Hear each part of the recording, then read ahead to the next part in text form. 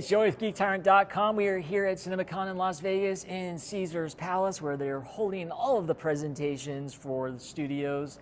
Paramount had theirs today. One of the things that we were hoping they'd show, that they did show, a good amount of. Yeah, this isn't a trailer. They just showed us a bunch of footage from Ridley Scott's upcoming film, Gladiator II, and it delivers epically.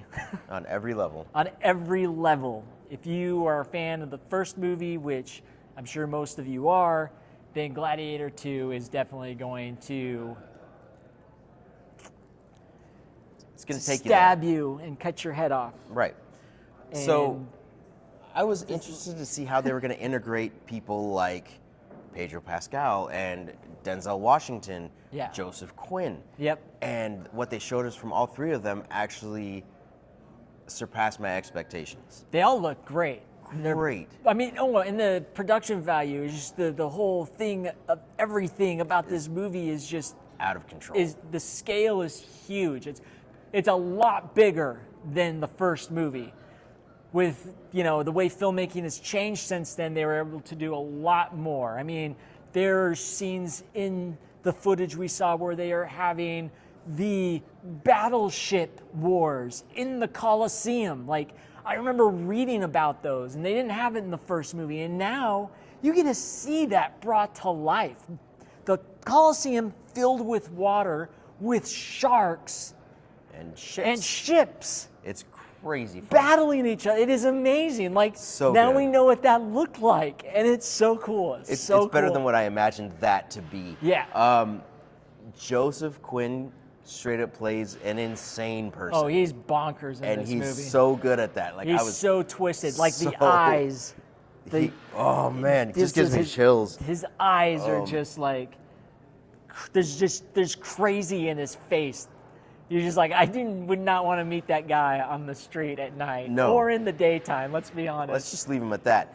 But they've integrated Denzel Washington into it perfectly, and there's more than just the Colosseum in this movie. Like, it expands out. I don't want to give you anything from that because I feel like it impacts the story. We don't want to spoil anything, but it's so intricate and cool. One of the things I will say is, who plays Lucius again? Lucius. I can't remember his name. I can't remember his name. I'm going to look out to it, and Joey's going to tell you what he feels. Anyway, what I feel. Yep. So Lucius, he is like on this journey. Like, he's been totally inspired by Marcus Aurelius. Marcus Aurelius, Maximus. And he is now like leading this charge, like taking those beliefs that he learned from him and taking to the next level. It's Paul Mescal. Paul Mescal, yeah, and he looks great. And he really like brings his character to life in a really great way. So good.